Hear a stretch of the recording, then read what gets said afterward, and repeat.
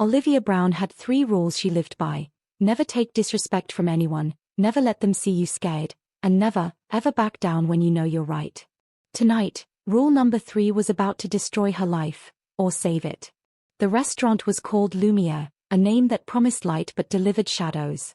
It sat on the corner of 5th and Madison, the kind of place where politicians made deals over truffle risotto and men in $1,000 watches discussed things that never made the news. Olivia had worked there for 3 years, long enough to recognize the different breeds of wealthy. Old money that whispered, new money that shouted, and then, them. The dangerous ones. The ones who didn't need to say anything at all. Michael Jones was one of them, though she didn't know his name yet.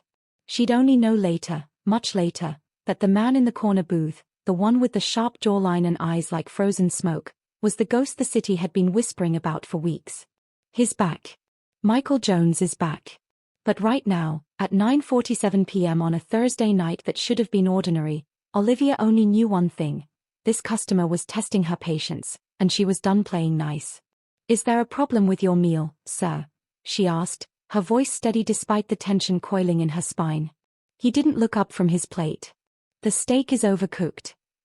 Olivia glanced at the perfect medium-rare cut, the slight pink center exactly as he'd ordered. Her jaw tightened. "You ordered medium-rare. That's medium-rare." That's when he looked at her. Really looked at her. And Olivia felt something shift in the air, something primal and dangerous, like the moment before lightning strikes. "Are you contradicting me?" His voice was silk over steel, quiet enough that only she could hear, powerful enough to make her pulse stutter. 3 years of dealing with entitled customers, 3 years of swallowing her pride for tips, 3 years of being invisible to people who thought money made them gods. It all came crashing down in that moment. "I'm telling you the truth," Olivia said, her chin lifting. "Just because you have money doesn't mean you can rewrite reality." The 2 men at his table, massive, silent sentinels in dark suits, went rigid. The temperature in the restaurant seemed to drop 10 degrees. Michael Jones set down his fork with the precision of a man who did everything deliberately. He leaned back in his chair, and a smile, no, not a smile, something colder, touched his lips. "Do you know who I am?" he asked softly. And here's where Olivia Brown's famous stubbornness kicked in, where every instinct for self-preservation that should have been screaming at her to apologize and walk away simply vanished. She leaned in, close enough to smell his cologne, expensive, understated, dangerous, and asked the question that would change everything. "Do you know who I am at all?" The words hung in the air like a thrown gauntlet. Michael Jones's eyes widened, just a fraction, just enough for her to see the surprise flicker across his carefully controlled expression. Then something happened that she didn't expect. He laughed. Not the condescending chuckle she'd heard from 1,000 wealthy men before. This was different. Real. Almost. Delighted? "No," he said, his voice carrying a new note she couldn't identify. "No, I don't. But I think I'd like to." That's when Olivia's manager, Richard, came rushing over, his face pale, his hands trembling. "Miss Brown, I need you to." "She stays." Michael's words cut through Richard's panic like a knife. "And bring us another bottle of the Bordeaux. The 95, I think." His eyes never left Olivia's face. "We're celebrating." "Celebrating what?" Olivia heard herself ask, even as warning bells finally started ringing in her head. Michael Jones stood, and suddenly she realized how tall he was, how much space he commanded without even trying. He extended his hand, a hand that she would later learn had signed death warrants and peace treaties in equal measure. "The fact that someone in this city finally had the courage to ask me that question," he said. "Do you know what happens to people who challenge me, Olivia Brown?" Her name on his lips sent ice down her spine. How did he know her name? "I'm about to find out, aren't I?" she whispered. His smile was a beautiful, terrible thing. "Yes," he said. "Yes, you are." The thing about Olivia Brown that most people never understood was this: her fearlessness wasn't courage. It was exhaustion. When you've already lost everything that mattered, what's left to be afraid of? She stood in the restaurant's back alley 20 minutes later, her hands finally shaking now that she was alone, the adrenaline draining from her body like water through a sieve. The autumn air bit at her skin, but she welcomed the cold. It made her feel real, reminded her she was still here, still breathing. Still stupid enough to mouth off to a man whose bodyguards looked like they ate people for breakfast. "You've really done it this time, Liv," she muttered, pressing her palms against the brick wall. Her phone buzzed. A text from Sophie Vivian, her roommate and the closest thing she had to family in this city. "Sophie, girl, you alive? You were supposed to be home an hour ago." Olivia's thumbs hovered over the keyboard. "How did you explain what just happened when you didn't understand it yourself?" The mysterious man, Michael Jones, she'd heard Richard whisper his name with the kind of reverence people usually reserved for saints or serial killers, hadn't done anything to her. That was the part that didn't make sense. He'd ordered wine. Insisted she join him for a glass after her shift. Asked her questions like he was genuinely interested in the answers. Where she was from, how long she'd been in the city, what she wanted from life. And she'd answered, God help her, because there was something magnetic about him, something that made the air feel electric and dangerous and alive in a way her life hadn't felt in years. Then he'd left, with his silent guards flanking him like shadows, but not before slipping a card across the table. Matte black, with nothing but a phone number in silver ink. "When you're ready to understand what just happened tonight," he'd said, "call me. Olivia, alive. Bailey. Long story. Be home soon." She pocketed her phone and headed back inside, where Richard was waiting by the Kit Vivian doors, his face still the color of old newspaper. "Olivia." His voice cracked on her name. "My office. Now." Richard Sinclair had managed Lumiere for 15 years, and in all that time, Olivia had never seen him afraid. Frustrated, yes. Exhausted, often. But not afraid. He was afraid now. "Do you have any idea who that was?" he asked, pacing behind his desk like a trapped animal. "Michael Jones," Olivia said. "I heard you say it." "You heard me say it, and you still..." He stopped, running both hands through his thinning hair. "Olivia, you're one of my best waitresses. Hell, you're probably the best I've got. You're smart, you're tough, you don't take anyone's nonsense. But that man could buy this restaurant as an appetizer. He could buy the whole building.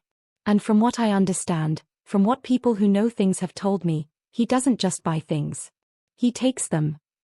Olivia felt something cold settle in her stomach. "What are you saying, Richard?"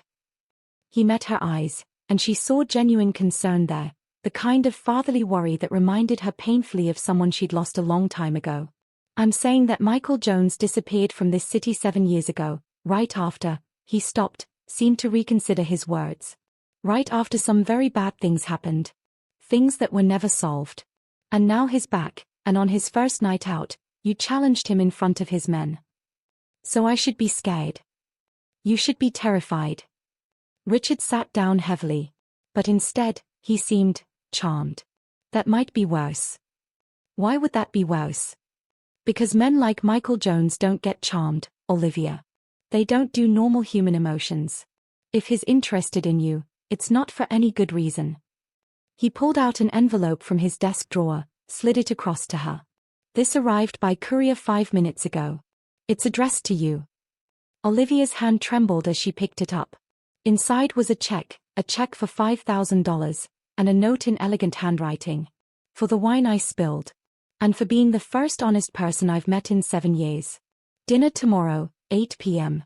I'll send a car. This isn't a request. MJ. $5,000, she whispered. For a $30 bottle of wine." "That's not payment for wine," Richard said grimly. "That's a demonstration of power. He's showing you what he can do. The question is, what are you going to do about it?" Olivia walked home through streets that suddenly felt unfamiliar, like the city had shifted while she wasn't looking. The card in her pocket felt heavy as a stone, the check like a ticking bomb. Her apartment was in a building that had seen better days, probably around the time Eisenhower was president. But it was hers, paid for with honest work and sacrifice, and when she pushed open the door, Sophie was waiting with 2 cups of chamomile tea and eyes that missed nothing. Sophie Vivian had been Olivia's roommate for 2 years, ever since they'd both been standing in line at the unemployment office and struck up a conversation about how much they hated pity. Sophie worked as a paralegal now, clawing her way up from nothing just like Olivia, and she was the only person in the city who knew the whole truth. About where Olivia came from. About what, and who, she was running from. You look like you've seen a ghost, Sophie said, patting the couch beside her. Olivia collapsed into the worn cushions. Worse. I think I just met the devil, and he bought me wine.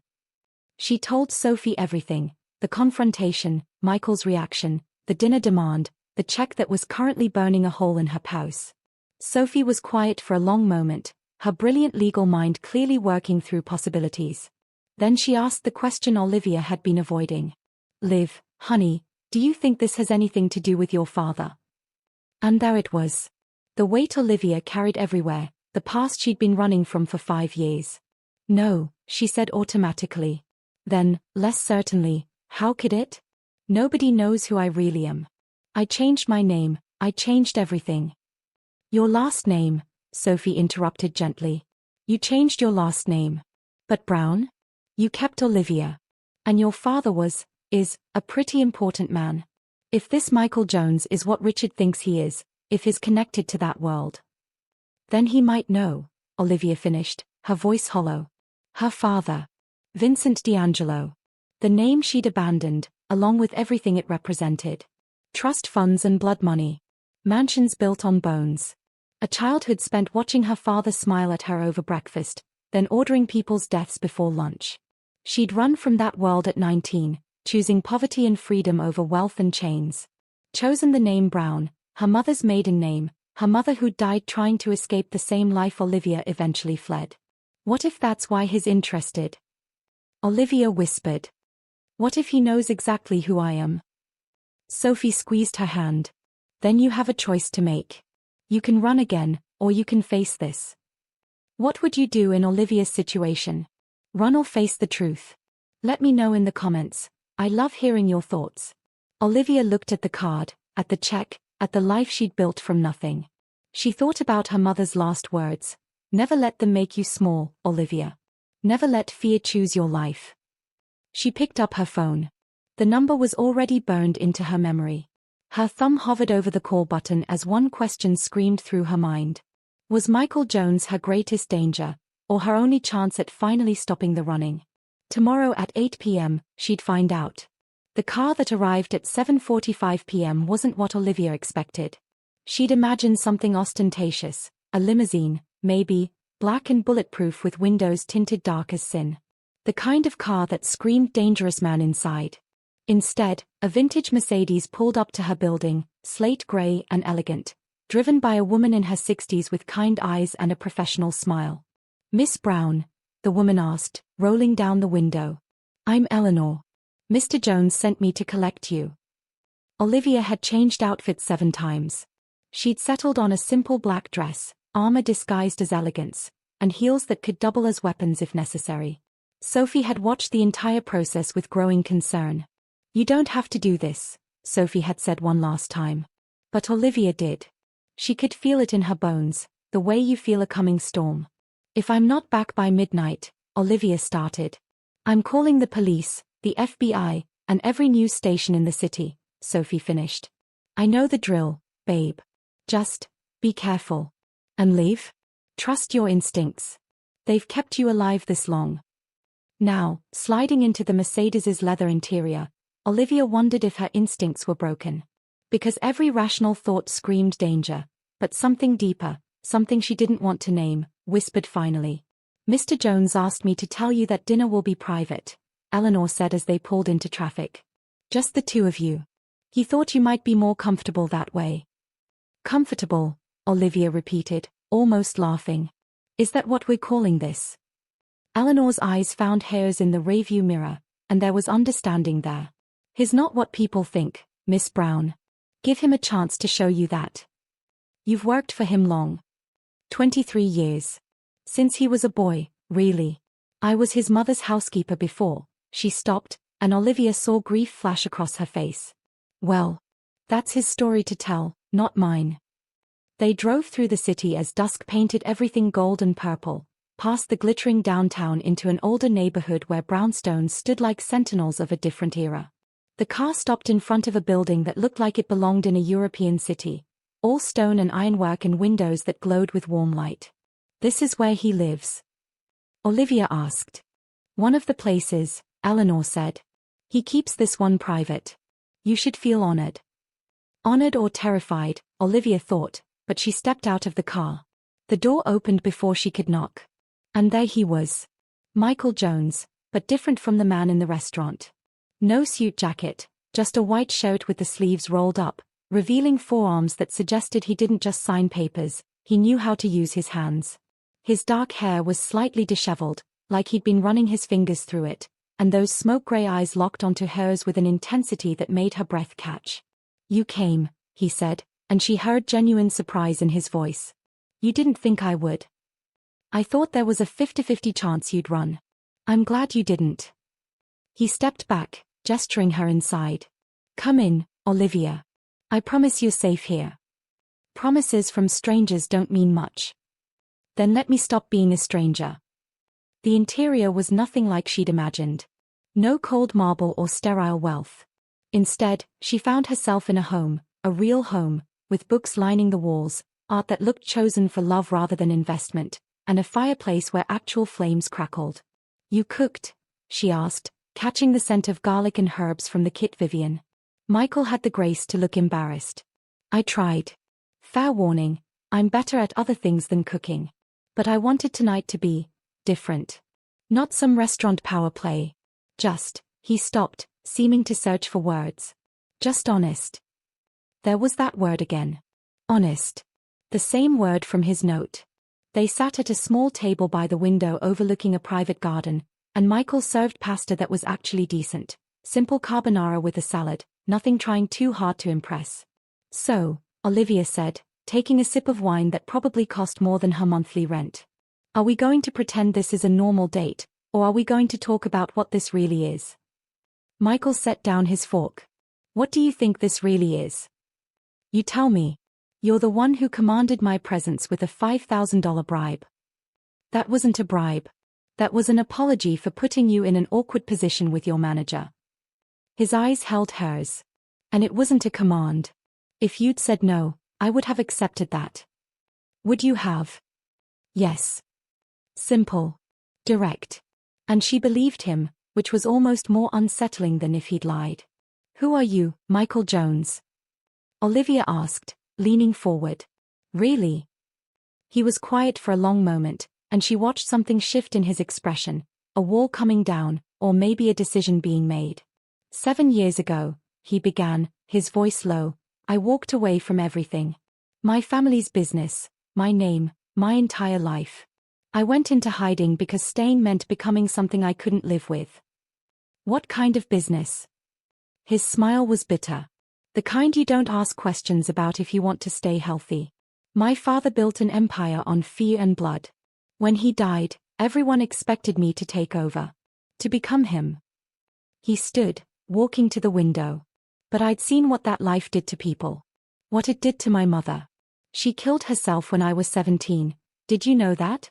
Walked into the ocean with stones in her pockets because she couldn't live with what my father was anymore. Olivia's breath caught. She knew that pain. Different circumstances, but the same weight. So you ran, she said softly. So I ran, he confirmed. Changed my name, Jones isn't my real surname. Built a different life. Made money in legitimate ways, stayed off the grid. But 3 weeks ago, my younger sister called me. She's in trouble. The people who took over my father's territory after I left, they're coming for her. Using her to draw me out. He turned back to face Olivia, and the raw emotion in his face made her chest ache. I came back to save her. But coming back means everyone knows I'm here now. The enemies I made, the alliances I broke, they all want something from me. Blood, loyalty, revenge. His eyes burned into hers. And then you asked me that question.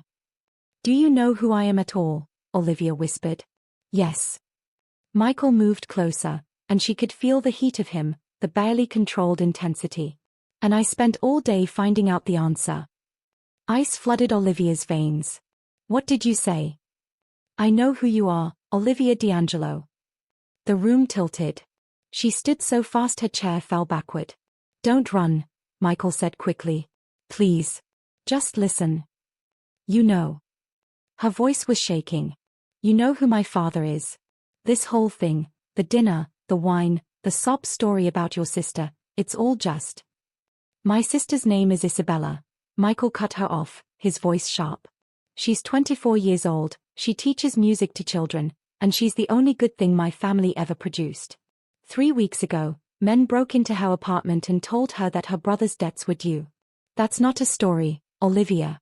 That's my life. And me. Olivia demanded. What am I? Leverage? A way to get to my father. You're the daughter of Vincent D'Angelo, who runs the Eastern Seaboard, Michael said. And you've been hiding from him for 5 years. I know because I made it my business to know everything about the players in this city before I came back. I know you changed your name. I know you work 2 jobs to afford that apartment. I know you send money every month to a women's shelter in Boston, the same shelter your mother tried to escape to before she died. Tears burned in Olivia's eyes. Stop. I know all of that, Michael continued, but his voice gentled. And I also know that when you looked at me in that restaurant, you saw just a man. Not a name, not a reputation, not a weapon. Just me. Do you have any idea how rare that is? So this is about loneliness. Olivia's laugh was brittle. 2 Mafia kids playing at normal. This is about the fact that your father and the people hunting my sister are working together. The world stopped. What? Michael pulled out a folder from a nearby desk, handed it to her with steady hands. Inside were photographs, her father, Vincent D'Angelo, shaking hands with a man she didn't recognize. Documents. Bank transfers. And most damning of all, a contract. A marriage contract. With her name on it. Your father's been looking for you, Michael said quietly. For years. And 3 months ago, he made a deal with Alexei Volkov, the man who's threatening my sister. Volkov gets territory. Your father gets an alliance. And you, he paused. You're the bargaining chip. They are arranging a marriage between you and Volkov's son, Dmitri. Olivia couldn't breathe. I didn't agree to this. I'm not part of that world anymore. They don't care about your agreement. They just need to find you. Michael's jaw tightened. And Olivia, they're close. Your father has people searching every restaurant, every business in the city. It was pure chance that brought you to Lumiere the same night I was there. But it won't stay chance for long. Why are you telling me this? She looked up at him, trying to find the lie, the angle, the trap. What do you want from me? Michael crouched down so they were eye level, and when he spoke, his voice carried the weight of absolute truth. I want to offer you a deal. An alliance. You help me get my sister somewhere safe, use your knowledge of your father's operation to give us an advantage. In return, I use my resources to make you disappear for real. New identity, new city, new life. Somewhere Vincent D'Angelo will never find you. And if I say no? His expression turned grim. Then we're both dead within a month. Your father will find you. Volkov will kill Isabella to hurt me. And the 2 of us, 2 people who just wanted to escape the family business, will become exactly what we've been running from. Drop a comment below. Can Olivia trust Michael? Is this alliance a trap or her only way out? I want to hear what you think. Olivia looked at the photographs, at the contract with her name on it, at the man in front of her who was either her salvation or her destruction. How do I know you're telling the truth? She whispered. Michael stood, walked to a safe hidden behind a painting, and opened it. He pulled out a phone and dialed a number, then handed it to Olivia. It rang twice before a young woman's voice answered, scared and breathless. Michael? Is that you? Please tell me you have a plan because they came back tonight and this time they said. Isabella, Michael said gently. I have someone here who might be able to help us. But I need you to tell her the truth. Tell her who threatened you. They said their boss was Vincent D'Angelo, and that he was going to find his daughter, and when he did, everything would be in place. Michael, I'm so scared. Olivia's hand shook as she ended the call. She looked at Michael Jones, this stranger who was somehow connected to every thread of her unraveling life, and made a decision that would change everything. I'll help you save your sister, she said. But not because I trust you. Because if what you're saying is true, we're both already dead unless we fight back together. Michael's expression flooded with relief. Thank you. Don't thank me yet. Olivia's voice turned hard, channeling the part of herself she tried to bury. the part that was Vincent D'Angelo's daughter, whether she liked it or not. Because if you're lying to me, if this is some scheme to use me, I promise you'll regret it. My father taught me a lot of things before I ran, including how to hurt people who betray me. Something flickered in Michael's eyes. Not fear. Something else. Something that looked almost like admiration? I believe you, he said. So here's what we do next. The window exploded. Glass shattered inward as Olivia felt Michael tackle her to the ground, his body covering hairs as bullets tore through the space where they'd been standing. The fireplace erupted in sparks, books exploded off shelves, and somewhere in the chaos, she heard shouting from outside.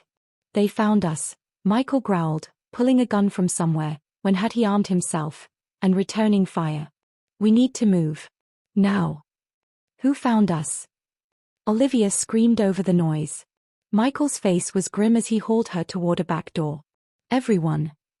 They ran through corridors Olivia hadn't known existed, hidden passages behind bookcases, servant stairs from another era, a tunnel that smelled of earth and old stone. Michael's hand gripped hers with fierce certainty, pulling her through darkness while gunfire echoed behind them. How many exits does this place have? Olivia gasped. Enough. Michael's jaw was set, his entire body coiled with controlled violence. My family didn't stay in power by being trapped easily. They emerged in an underground garage where 3 cars waited like sleeping predators. Michael chose a black Audi, throwing Olivia the keys. You drive. I'll shoot. I don't. You grew up in that world, Olivia. Your father would have made sure you could handle a car in a crisis. Don't pretend to be helpless now. He was right, damn him.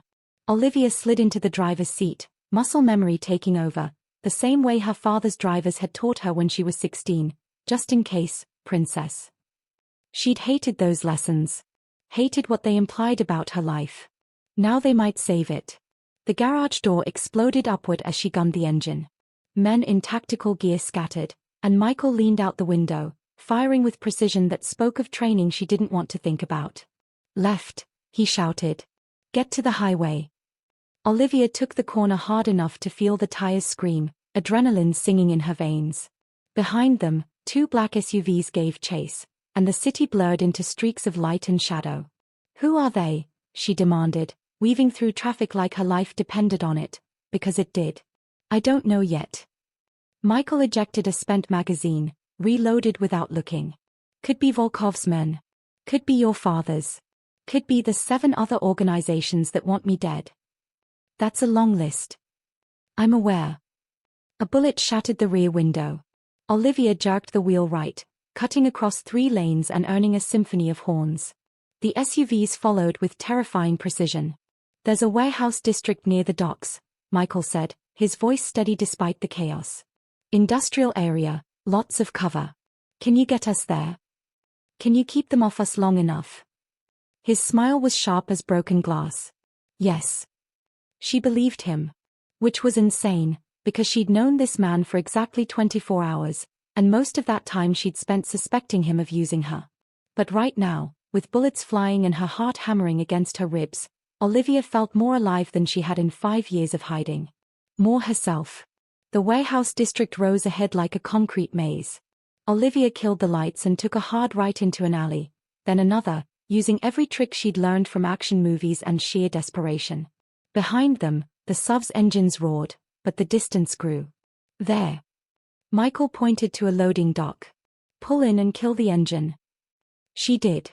They sat in sudden, shocking silence, both breathing hard, listening to the SUVs cruise past their hiding spot. Seconds stretched like hours. Then quiet. I think we lost them, Olivia whispered. Michael's hand was still on his gun, his eyes scanning shadows. For now. They waited 5 more minutes before he finally relaxed, or as relaxed as he seemed to get. That's when Olivia realized how close they were in the confined space, how she could feel the heat of him, see the pulse beating at his throat. You're good, Michael said, and there was genuine respect in his voice. The driving. Most people panic in a chase. Most people didn't have Vincent D'Angelo teaching them paranoia from birth. Is that what you call it? Paranoia. What would you call it? Preparation. His eyes found hers in the darkness. You can run from your blood, Olivia, but you can't change what it taught you. Your father's skills, they're part of you whether you like it or not. Don't. Her voice cracked. Don't make him sound reasonable. Don't make this sound like some gift he gave me. I'm not. I'm just saying that the tools he gave you, you can use them differently. Use them to be free instead of trapped. Something in his words cracked the wall she'd built around the truth she didn't want to face. That every survival skill she had, every instinct that had kept her alive, came from the man she hated most. I left that world, she said, but it sounded hollow even to her own ears. Did you? Or did you just change the scenery? Michael's voice was gentle, but it cut deep. You're still hiding. Still afraid. Still letting Vincent D'Angelo dictate your life by running from him instead of. Instead of what? Confronting him? Fighting back. Olivia laughed bitterly. You don't fight men like my father. You survive them or you don't. No. Michael's hand covered hers where it gripped the steering wheel. You beat them by becoming something they can't understand. Something they can't control. The touch of his hand sent electricity through her. She should pull away. Should remember that this was a business arrangement, an alliance of convenience, nothing more. But when she looked at him, she saw someone who understood. Really understood. Not just the words, but the weight of carrying a name you didn't choose, a legacy written in blood. What would you do? Trust the connection or guard your heart? Comment below. Michael, she started, not knowing what she wanted to say. His phone buzzed. The moment shattered. He pulled it out, and his face went white. No. No, no, no. What is it? He turned the screen toward her. A video, shaky and dark. Isabella, tied to a chair in what looked like a basement. Terrified. A man's voice off camera. Michael Jones. We know you have Vincent's daughter. Here's the trade, the girl for your sister. You have 12 hours. We'll send coordinates. The video cut off. Olivia's mind raced. They think I'm with you by force. They think you kidnapped me. Which means they don't know you came willingly. Michael's tactical mind was already working. We can use that. Use it how? He looked at her, and she saw the question in his eyes before he asked it. How good of an actress are you? Understanding dawned. You want me to pretend I'm your hostage? Go to the exchange. It's a trap either way. But if they think they're rescuing you, if your father thinks I forced you into this, we might have a chance to get Isabella out. Olivia's heart hammered. But Michael, if my father's there, if he sees me. I know what I'm asking. His hand cupped her face, thumb brushing her cheekbone with surprising tenderness. I know it's too much. You don't owe me this. You don't owe me anything. She should say no. Should demand he take her to Eleanor's car and let her disappear like he'd promised. Should save herself. Instead, she thought of Isabella's terrified face. Of a girl who'd done nothing wrong except have the bad luck to be born into this world, just like Olivia. 12 hours, Olivia said. We have 12 hours to plan. So let's make it count. Michael's eyes blazed with something between gratitude and something else, something that made her pulse race for entirely different reasons. There's a safe house near here. Somewhere we can think, plan. He paused. Somewhere I can tell you the rest of the truth. The rest. Olivia's stomach dropped. What haven't you told me? His expression turned pained. Why I really recognized your name. Why, out of everyone in that restaurant, I noticed you. He took a breath. Your mother, Elizabeth. I knew her. The world tilted again. You knew my mother. She tried to help my mother escape. Did you know that? 15 years ago, when I was a kid, Elizabeth D'Angelo reached out to my mother, offered her a way out. They were planning to run together, take their children, disappear. Tears burned in Olivia's eyes. What happened? My father found out. And he told yours. Michael's voice was rough with old grief. They made an example of what happened to wives who tried to leave. My mother drowned herself a week later. Yours. Died in a car accident, Olivia finished, her voice breaking. Or that's what they said. But it was never an accident, was it? No. The truth settled between them, heavy and terrible and somehow liberating. Their mothers had tried to save each other. Had failed. And now, 15 years later, their children sat in a stolen car, planning to do what their mothers couldn't. Fight back. We save Isabella, Olivia said, her voice steel-wrapped in silk. And then we make them pay. All of them. Michael's smile was fierce and beautiful and dangerous. Together. Olivia started the engine, her decision made. Together. The safe house was a studio apartment above a Korean grocery store, the kind of place that didn't ask questions and didn't keep records. Michael had 36 locations like this scattered across the city, bolt holes from his old life that he'd maintained even in exile. Sit, he said, pulling out weapons from a hidden cache. We need to inventory what we have. But Olivia was looking at the wall, at a corkboard covered in photographs, newspaper clippings, and red string connecting names and faces like a conspiracy theorist's fever dream. And right in the center was a photograph of her mother. Elizabeth D'Angelo, young and beautiful and alive, standing outside a courthouse with another woman. Michael's mother, Olivia realized. Both of them smiling like they'd just won something. What is this? She whispered. Michael came to stand beside her. 7 years of research. Everything I could find about what really happened to our mothers. You've been investigating this for 7 years. It's why I left. I couldn't take over my father's empire until I understood what he'd done. What they'd done. He pointed to another photograph, their fathers, younger, flanked by 3 other men. Vincent and my father, Antonio Corleone, weren't just business partners. They were part of something bigger. A council of 5 families that controlled everything from Boston to Miami. I knew about the alliance, Olivia said. But my father always said that he was protecting you by keeping you out of it. Michael's laugh was bitter. Same lie my father told. But Olivia, our mothers didn't just try to escape. They were gathering evidence. Bank records, murder contracts, trafficking routes. They were going to the FBI. Olivia's legs went weak. No. My mother was just trying to get away, she wasn't. She was brilliant. And brave. And so was my mother. Michael pulled out a folder from beneath the photographs. I found this in my father's safe after he died. Copies of everything they'd collected. It would have destroyed all 5 families if it had gone public. He opened the folder. Inside were documents Olivia's mother had touched, written on, signed. Evidence of crimes spanning decades. And on the last page, a list of names. Targets. People the families needed to eliminate. Elizabeth D'Angelo's name was there. So was Michael's mother's. But there was a third name that made Olivia's blood freeze. Isabella Corleone. I don't understand, she said. Why would Isabella be on a hit list from 15 years ago? She was a child. Michael's face had gone pale. I don't know. That's the part one could never figure out. Unless. His phone rang.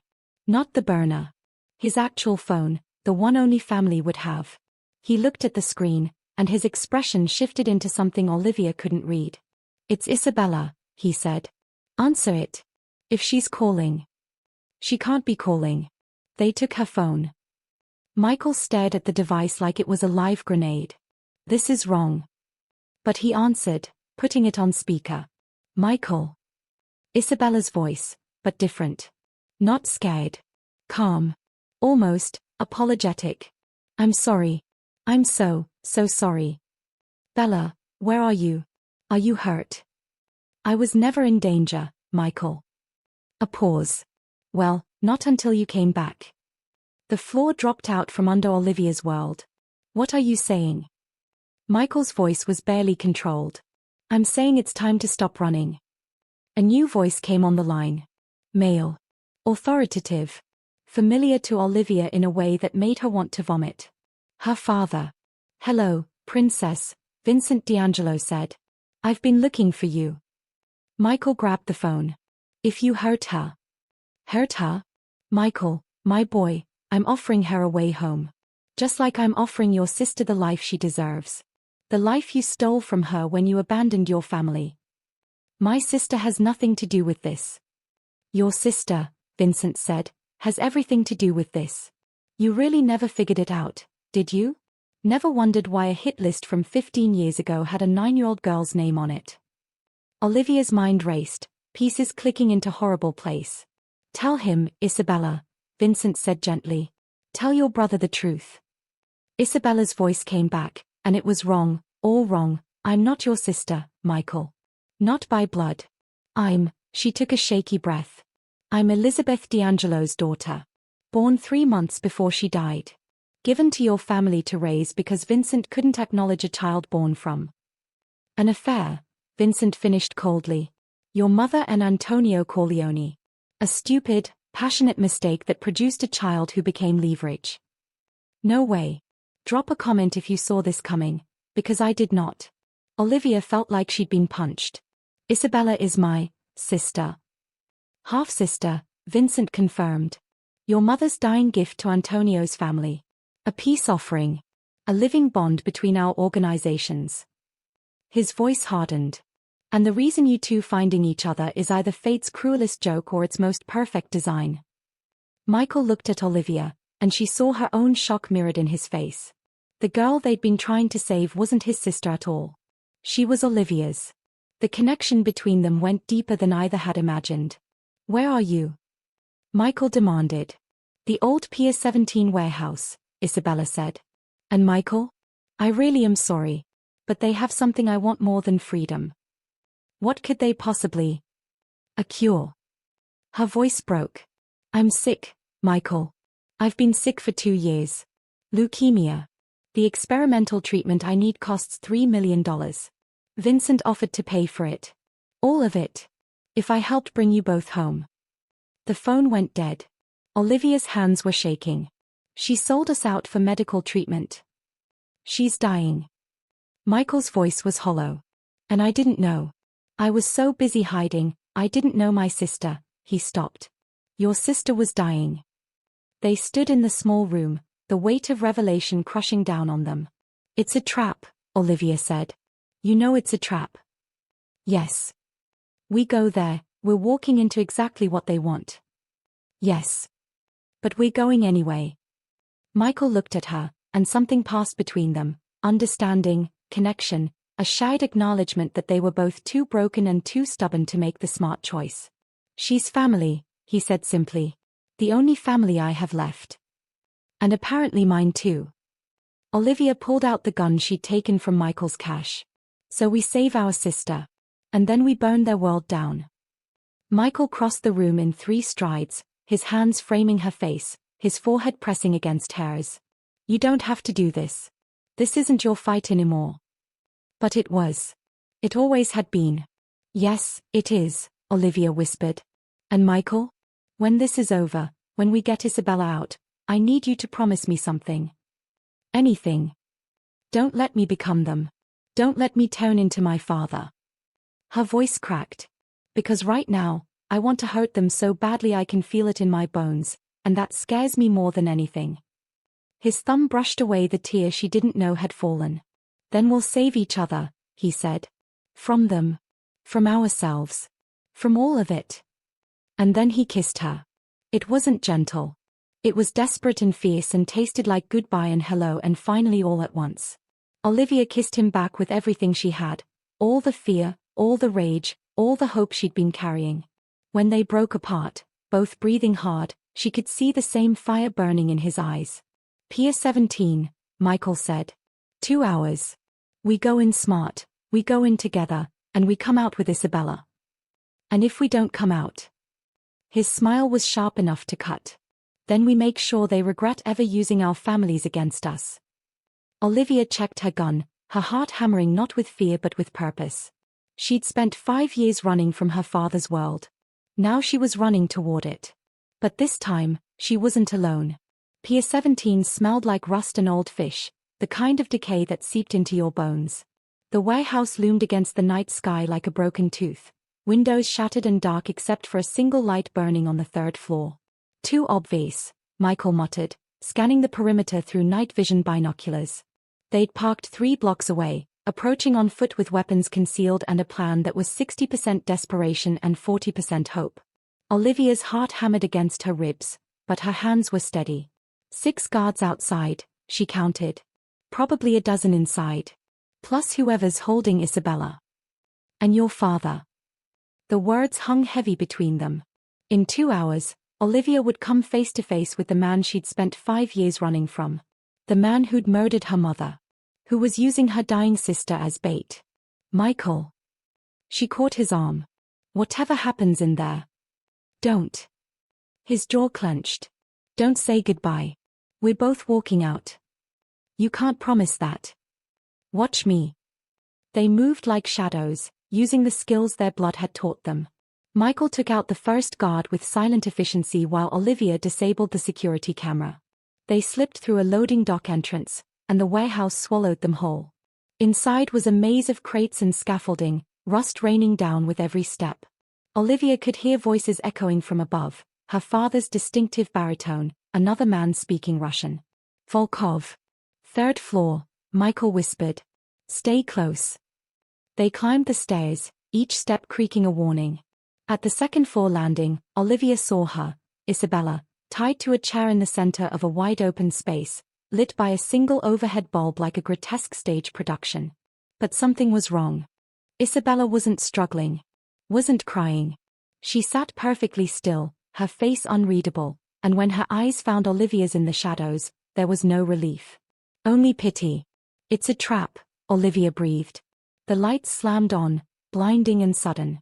Men emerged from behind crates, a dozen, 2 dozen, all armed. And standing beside Isabella, hand resting almost gently on her shoulder, was Vincent D'Angelo. Olivia's father looked exactly as she remembered. Silver-haired and distinguished, wearing a suit that cost more than most people's cars. He could have been a senator or a CEO. Instead, he was a monster. Hello, princess, he said warmly, like she'd just come home from college. You've been missed. Michael's gun came up, but red laser sights painted them both, chest, head, everywhere. They were covered from every angle. I wouldn't, Vincent said mildly. You're outnumbered, outgunned, and frankly, out of your depth. Michael, son, did you really think you could waltz back into this city and play hero? Your father would be disappointed. My father was a psychopath, Michael spat. True. But he was a smart psychopath. Vincent nodded, and men moved forward to disarm them. Olivia felt her gun yanked away, Michael's weapons stripped. They were shoved forward into the light, and she found herself standing 15 feet from the father she'd sworn never to see again. You look like your mother, Vincent said, and his voice actually softened. More every day. Don't. Olivia's voice shook with rage. Don't you dare talk about her. Why not? I loved her. In my way. He tilted his head. Did you really think it was that simple, Olivia? That I was just some villain who murdered his innocent wife? You had her killed. I had her protected. Vincent's composure cracked. For years, I looked the other way while she plotted with Antonio's wife. I knew about the affair. I knew about Isabella. I even knew about the evidence they were gathering. And I let it continue because I loved her enough to let her try. Liar. The truth, actually. He sighed. But then she took it too far. She wasn't just running anymore, she was going to send us all to prison. Destroy everything. I gave her a choice, the family, or her crusade. She chose the crusade. Is Vincent telling the truth, or is this another manipulation? Comment your thoughts. So you killed her, Olivia whispered. I gave the order to bring her home. To talk to her. Vincent's face was stone. Antonio's men got there first. They didn't bring her home. They made sure she never talked to anyone again. Michael lunged forward, but guards grabbed him. You're saying my father killed Elizabeth? I'm saying we all killed them, Vincent said quietly. Our world. Our choices. Our refusal to let them be free. He looked at Isabella. Which is why I'm not making that mistake again. Isabella finally spoke, her voice weak but clear. He's telling the truth, Olivia. About the treatment. About wanting to make things right. By using you as bait. Michael struggled against the men holding him. By giving me a choice. Isabella met his eyes. I'm dying, Michael. Real, actual dying. 6 months if I'm lucky. $3 million buys me a chance, a real chance. And all Vincent wants in return is me, Olivia finished. He wants me to come home. Take my place in the family. Vincent nodded. You're brilliant, princess. Smarter than I ever was. With you at my side, we could transform everything. Make it legitimate. Clean. The empire your mother died trying to destroy, you could redeem it. And if I refuse? Then Isabella dies. Michael goes to war with Volkov without resources or allies. And you, Vincent's smile was sad. You keep running until someone slower or stupider finds you. Is that really the life you want? Olivia looked at Michael, saw the desperation in his eyes. Looked at Isabella, saw the hope warring with guilt. Looked at her father, saw the genuine belief that he was offering salvation instead of damnation. How long do I have to decide? She asked. You already decided the moment you walked in here. Vincent gestured, and the guards dragged Michael away from her. You came to save your sister. Well, here's your chance. Come home. Take your place. Save her life and give Michael safe passage out of the city. And if I want to save them both and still be free? Vincent's expression hardened. That's not on the table. Michael was shouting something, fighting against 4 men as they hauled him toward a separate exit. Olivia tried to go to him, but her father's hand caught her wrist, gentle but unmovable. Let him go, princess, Vincent said. He's not part of your world anymore. You don't get to decide that. No. You do. Vincent released her, stepping back. Door 1, come home. Save Isabella. Michael lives but leaves. Door 2, choose him. Walk away. Your sister dies, and the Volkovs hunt you both until you're dead. Choose. Olivia's mind raced. There had to be a third option, a way out, something. Then she saw it. The folder in Isabella's lap.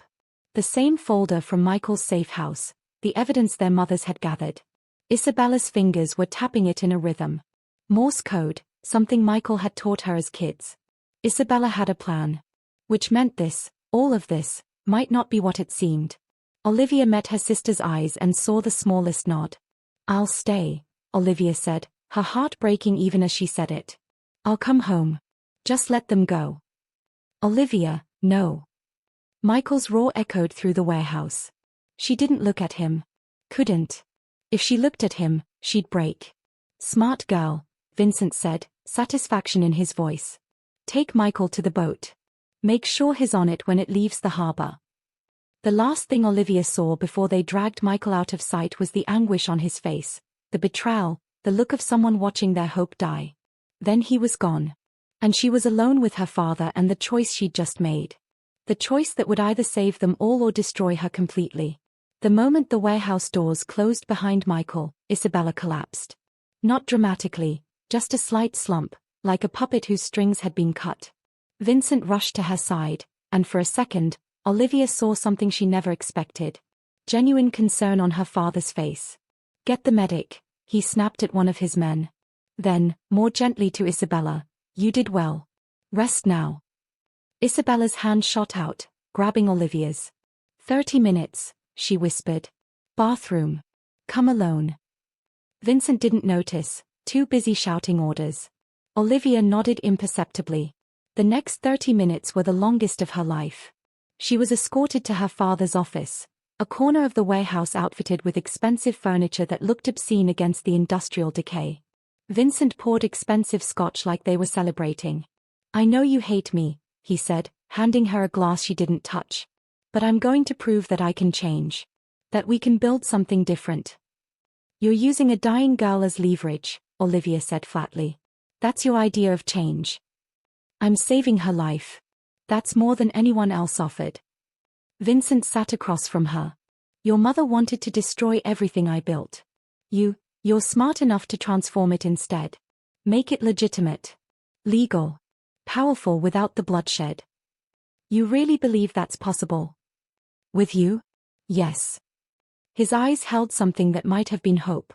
You're stronger than she was. Pragmatic. You survived 5 years on your own. That takes the kind of strength this world needs. Olivia felt sick. Because part of her, the part she hated, understood his logic. Saw the seduction in it. The idea that she could wield power for good changed the system from within. Then she remembered her mother's face. Michael's anguish. The choice her father had forced her to make. "I need to use the bathroom," she said abruptly. Vincent nodded to a guard. "Escort her." "Alone," Olivia said, channeling every ounce of her mother's steel. "Or do you not trust your own daughter in your own building?" Vincent studied her, then waved the guard off. 5 minutes. Olivia walked to the bathroom with forced calm, counting seconds. The moment the door closed, Isabella slipped in behind her. Up close, her half-sister looked fragile, skin too pale, shadows under eyes too young to hold such exhaustion. But those eyes were sharp and calculating. "You're not actually sick, are you?" Olivia whispered. "Oh, I'm sick." Isabella pulled up her sleeve, showing a port for chemotherapy. "That part's real. Stage 3 leukemia. But Vincent doesn't know I've already been in treatment for 6 months. Clinical trial. Experimental. And it's working." Olivia's mind raced. "So why?" "Because Vincent contacted me 2 months ago with his offer, and I saw an opportunity." Isabella pulled out her phone, showing Olivia a recording app that had been running. "I've been documenting everything. Every confession, every admission, every detail of his operation. Everything our mothers died trying to collect." "You used yourself as bait," Olivia breathed. "To get evidence. And to bring you and Michael together." Isabella's smile was weak but genuine. "I found Michael 2 years ago. Told him I was in trouble because I needed him to come home. Not for Vincent, for this. To finish what our mothers started." "Does Michael know?" "Not yet. I couldn't risk Vincent finding out, and Michael, he can't lie to save his life when it comes to protecting family." Isabella gripped Olivia's hands. "But you can. You're your father's daughter in all the ways that matter. You know how to play the game." Olivia felt something shift inside her. Not surrender to her father's world, but acceptance of the tools it had given her.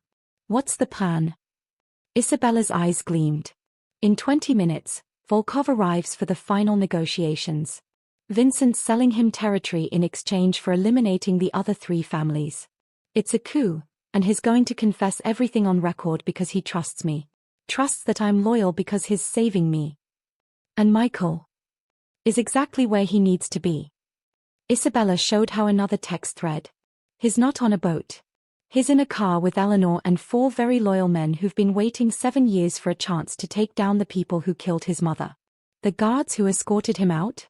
Our people." Hope blazed in Olivia's chest. "He's coming back. In exactly 18 minutes. With federal agents who've been building a case against Vincent and Volkov for 3 years. They just needed evidence. We're giving them everything.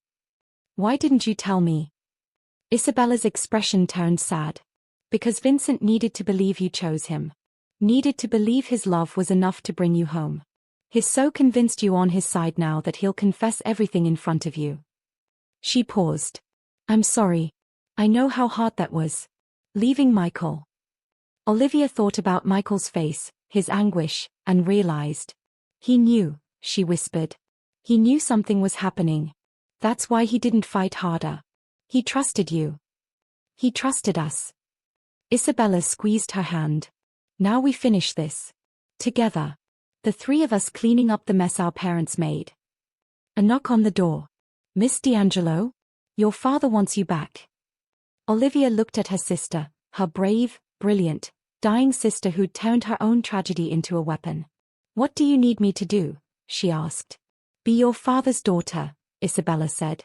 "Make him believe you're ready to take your throne. And when the moment comes, when I give the signal, you run. You run to Michael and you let the law handle the rest." "What signal?" Isabella smiled. "You'll know." They slipped out separately. Olivia returned to Vincent's office to find Alexei Volkov had arrived early, a bear of a man with cold eyes and colder ambitions. "Ah, the prodigal daughter," Volkov said in accented English. "Vincent speaks highly of you." "I speak the truth," Vincent said proudly. "Olivia's going to help us build an empire that will make the old families look like street gangs." And as they talked, as Vincent laid out his vision of power and control, as Volkov detailed which families would be eliminated and how, Olivia played her part. She nodded. She asked smart questions. She became the daughter Vincent always wanted. And she watched the clock. 15 minutes. 10. 5. Then, through the warehouse windows, she saw headlights. Multiple vehicles, moving fast. Isabella caught her eye and smiled. Then pulled the fire alarm. Chaos erupted. Guards rushed toward the exits. Vincent shouted orders. Volkov drew a weapon. And Olivia ran. Not away this time. Toward the sound of footsteps pounding upstairs. Toward the voice shouting her name. Toward Michael. He burst through the door, flanked by federal agents, and his eyes found hers across the warehouse. Relief, love, and fierce determination blazed in that look. You came back, she said, breathless. Always, he promised. Did you really think I'd leave you? Your sister's smarter than both of us. I know. His smile was quick and fierce. Let's finish this. Behind them, agents swarmed Vincent's position. Isabella stood front and center, phone held high, evidence streaming to every law enforcement agency on the East Coast. It's over, Vincent, she called out. For our mothers. For everyone you've hurt. It's over. Vincent looked at Olivia, betrayal and understanding dawning simultaneously. You played me, he said. My own daughter. No, Olivia said, stepping forward with Michael's hand in hers. Your daughter died with her mother 15 years ago. I'm just someone who finally stopped running. Vincent D'Angelo didn't panic. Men like him didn't panic when the world collapsed. They adapted. Stand down, he told his guards calmly, even as federal agents closed in with weapons drawn. Everyone remain calm. Special Agent Sarah Rodriguez stepped forward, badge held high. Vincent D'Angelo, you're under arrest for racketeering, conspiracy to commit murder, human trafficking. I'm aware of the charges, Vincent interrupted smoothly. And I'm sure my lawyers will have me out within 24 hours. You have some recordings from a sick girl and the word of a fugitive. He looked at Michael. Hardly airtight. We have 3 years of surveillance, Agent Rodriguez countered. Financial records. Testimony from 12 witnesses. And thanks to Isabella, we have you confessing to ordering hits on federal witnesses. Vincent's smile never wavered. Circumstantial. Hearsay. Inadmissible. His eyes found Olivia. And my daughter will testify that I was entrapped. That Isabella manipulated a dying man's love for his child. Won't you, princess? Every eye turned to Olivia. This was the moment. The final choice. Michael's hand tightened around hers, support, not pressure. Isabella watched with quiet confidence. And her father looked at her with absolute certainty that blood would win. That love, twisted and toxic as it was, would be enough. No, Olivia said clearly. I'll testify to everything. Every crime you confessed to me tonight. Every detail of your operation. Every single truth. Something flickered across Vincent's face. You'd betray your own father. You betrayed my mother. Olivia's voice didn't shake. You don't get to call yourself my father after that. For the first time, Vincent's composure cracked. I loved her. I love you. Everything I've done was for yourself, Olivia finished. You don't get to rewrite this story, Vincent. It ends here. Agent Rodriguez moved to handcuff him, and that's when everything went wrong. The explosion came from the east wall, a shaped charge that blew a hole big enough for vehicles. 3 black SUVs roared through the gap, and men in tactical gear poured out, firing. Not at the agents. At Vincent. Down. Michael tackled Olivia as bullets tore through the space they'd been standing. The warehouse erupted into chaos, agents returning fire, Vincent's guards trying to protect their boss, Isabella screaming. Through the smoke and gunfire, Alexei Volkov emerged, a rifle in his hands and murder in his eyes. Did you think I wouldn't plan for betrayal? He roared at Vincent. Did you think I'd let you sell me out to the FBI? Vincent, pinned behind a crate with 2 guards, shouted back. This wasn't me. The girls. I don't care. Volkov fired, and one of Vincent's guards went down. You're a liability. The old families are done. It's time for new blood. Michael pulled Olivia toward cover. We need to get Isabella and get out. But Isabella wasn't running. She stood in the center of the chaos, still recording, still gathering evidence. Bella. Michael screamed. Move. She looked at him, at Olivia, and smiled sadly. Then Volkov's men saw her. What happened next would replay in Olivia's mind for the rest of her life. Vincent D'Angelo, criminal and murderer, the man who'd ordered her mother's death and destroyed countless lives, made a choice. He ran. Not away from the danger. Into it. He threw himself in front of Isabella as the bullets came, his body shielding hers, taking rounds meant for the daughter that wasn't even his. They fell together, Vincent's blood spreading across the concrete. No. Olivia heard herself scream. Michael was already moving, returning fire with a weapon he'd grabbed from a fallen agent. His shots were precise, trained reflexes from a life he'd tried to leave behind. 2 of Volkov's men went down. Agent Rodriguez and her team rallied, forming a perimeter. The firefight intensified. Olivia crawled to where Vincent and Isabella lay. Her father's breathing was labored, blood bubbling at his lips. Isabella was crying, pressing her hands against his wounds. Why? Olivia demanded. Why would you? Because. Vincent coughed, blood on his teeth. She's your mother's daughter. And I failed Elizabeth. But I won't fail her legacy. His eyes found Olivia's. I know what I am, princess. What I've always been. But you're better. You're what we could have been. Vincent, stay with me, Isabella pleaded. The paramedics. Tell Olivia the truth, Vincent rasped, looking at Isabella. Tell her what I asked you not to say. Isabella's face crumpled. Vincent, please. Tell her. Oh my God, what truth? Comment now with your theories. Isabella looked at Olivia, tears streaming. Your mother didn't die in the car accident. She survived. Vincent had her taken to a private hospital in Switzerland. She's been there for 15 years, in a coma from her injuries. He's kept her alive.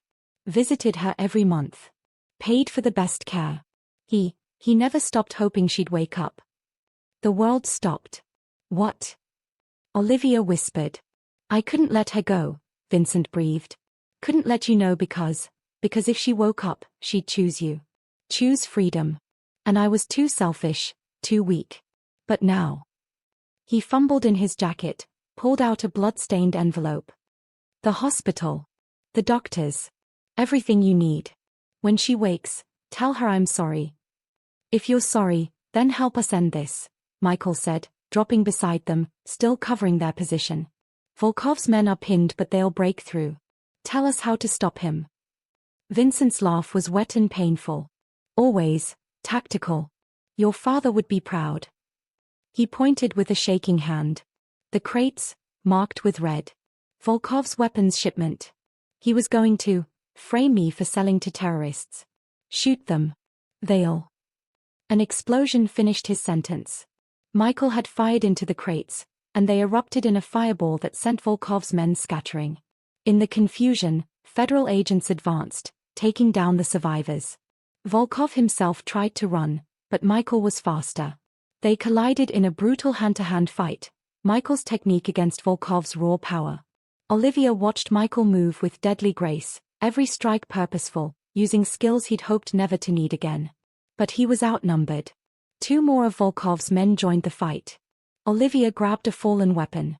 She'd never fired a gun outside of her father's private range. Had sworn she'd never become someone who solved problems with violence. But as she watched Michael get slammed against a concrete pillar, watched him go down under multiple attackers, she discovered something. She was her father's daughter after all. Just not in the ways he'd wanted. Her first shot took out the man choking Michael. Her second disabled another. And when Volkov turned his gun toward her, she didn't hesitate. She fired. Not to kill. To disarm. The bullet took him in the shoulder, spinning him around, and Agent Rodriguez was there to finish the job. Alexei Volkov, you're under arrest. Volkov went down cursing in Russian, and suddenly, impossibly, it was over. The warehouse fell quiet except for groans of the wounded and the wail of approaching sirens. Michael staggered to Olivia, pulled her into his arms, both of them shaking. You saved me, he said. We saved each other, she corrected. They turned to where Isabella knelt beside Vincent. Paramedics were rushing in, but Olivia could see it in her father's eyes, the light fading. She knelt beside him, taking his hand. "I don't forgive you," she said clearly. "For what you did to Mom. To all of us. But, thank you for saving Isabella." Vincent's smile was peaceful. "Tell your mother. I finally let her go." Then his eyes closed. The paramedics worked frantically, but Olivia knew. She could feel it. Vincent D'Angelo was gone. And with him, the last chain binding her to a past she never chose. Isabella clutched Olivia's hand, both of them crying for a man who'd been monster and savior in the same breath. Michael stood behind them, a hand on each of their shoulders, silent support for a grief too complicated for words.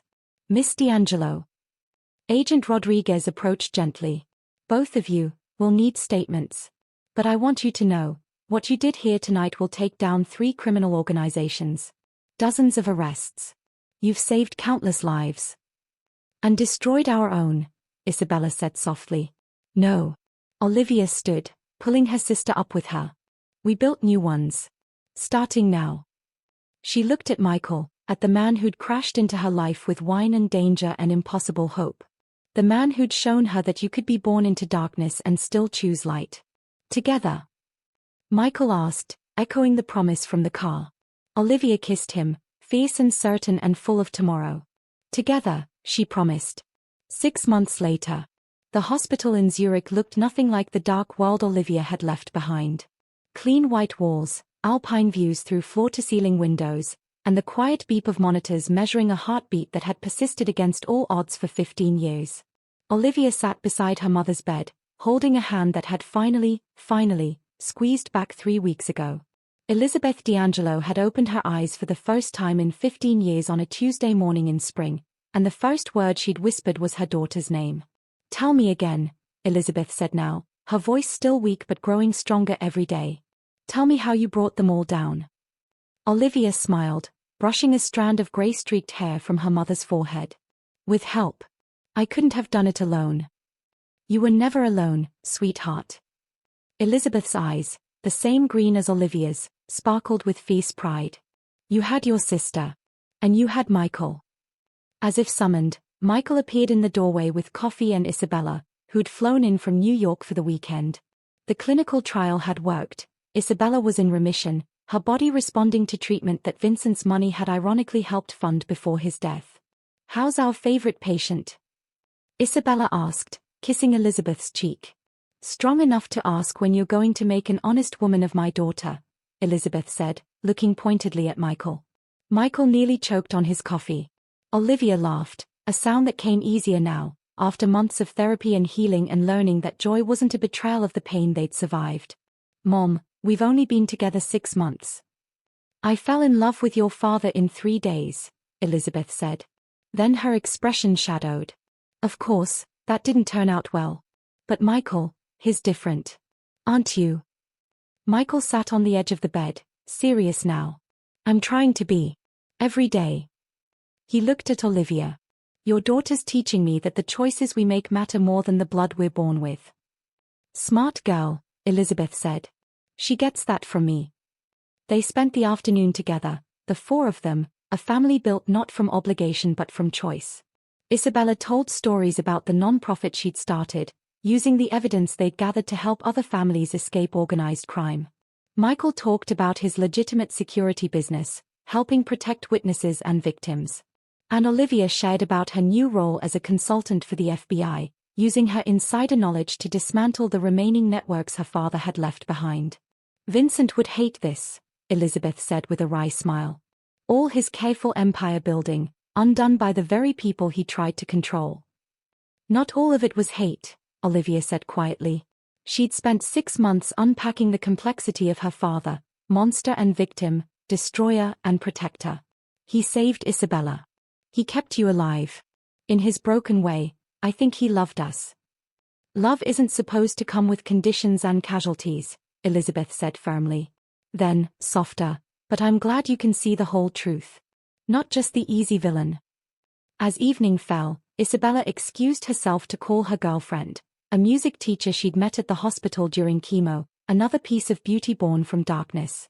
Elizabeth grew tired, and the nurses came to help her rest. Michael and Olivia walked through Zurich's old town, hand in hand, watching the last light paint the buildings gold. She's going to make a full recovery, Michael said. The doctors confirmed it today. I know. Olivia leaned into him. It feels like a miracle. Like we get a second chance at everything. Do you ever regret it? Michael asked. Fighting back instead of running. Olivia considered. 6 months ago, she'd been a waitress hiding from her past. Now she was someone who'd faced her demons and won. Who'd saved her sister, freed her mother, and helped bring down 3 criminal empires. Who'd found love in the last place she expected. No regrets, she said. Only gratitude that you spilled that wine. Michael laughed. Best $30 I ever wasted. 5,000, she corrected. You paid me 5,000. Worth every penny. They stopped on a bridge overlooking the river, the city lights reflecting like scattered stars. Your mother's not wrong, you know, Michael said, suddenly nervous in a way she'd never seen him. About making honest women and all that. Olivia's heart kicked up. Michael. I know it's fast. I know we've been through trauma and that's not a foundation and we should probably wait and be sensible. He was rambling now, pulling a small box from his pocket. But I've spent 7 years being sensible. Being careful. Being afraid to want things. And then you asked me if I knew who you were, Anne. Yes, Olivia interrupted. And I realized that I'd been waiting my whole life for someone who could see me, really see me, and you, wait, what? Yes, she repeated, laughing through sudden tears. You didn't even ask the question and I'm already saying yes. Michael opened the box with shaking hands. Inside was a ring, simple, elegant, with a stone the color of her eyes. Olivia Brown, who used to be D'Angelo, who's the bravest person I've ever met, will you marry me? Will you build a life with me that's nothing like the ones we left behind? Will you? She kissed him, and the rest of the question dissolved into joy. When they broke apart, both laughing and crying, Michael slid the ring onto her finger. We're really doing this, Olivia whispered. Building something new. Something clean, Michael agreed. Something ours. Something that would make our mothers proud. They stood on that bridge as the stars came out, 2 people who'd been born into darkness and chosen light. Who'd been given legacies of violence and transformed them into hope. 3 months later. The wedding was small. Just Isabella and Elizabeth, Eleanor and Sophie, and a handful of friends who'd become family. No massive churches or society pages. Just a garden ceremony in Central Park with vows they wrote themselves. I promise to choose you every day, Olivia said, her hands in Michael's. The way we chose to fight instead of run. The way we chose truth over easy lies. The way we choose love over fear. I promise to see you, Michael said. Not your father's daughter or your past shadow. Just you, brilliant, fierce, impossible you. Today and every day after. When they kissed, Isabella cheered and Elizabeth cried happy tears, and somewhere in the distance, the city that had almost destroyed them celebrated their victory instead. If you've made it this far, you're part of our family now. Drop a comment telling me what part of this story hit you hardest. I read every single one and your words mean everything. The reception was at a small Italian restaurant, not Lumiere, but somewhere with no ghosts, only garlic bread and laughter. Isabella gave a toast about sisters who save each other. Eleanor told embarrassing stories about Michael as a boy. Sophie revealed that she'd known from the beginning that Olivia was going to fall for the mysterious wine guy. And Elizabeth stood with her daughter and new son-in-law and raised her glass. To second chances, she said. To children who are braver than their parents. To breaking cycles and building new legacies. To love that heals instead of harms. To freedom, Olivia added. To family, Michael finished. The ones we choose. They drank to all of it, to survival and redemption, to justice and mercy, to the complicated truth that people could be broken and still become whole. Later, as the party wound down, Olivia found herself on the restaurant's back patio with her mother and sister, 3 generations of D'Angelo women who'd reclaimed their own stories. What happens now? Isabella asked. Happily ever after. Something better, Elizabeth said. Happily complicated.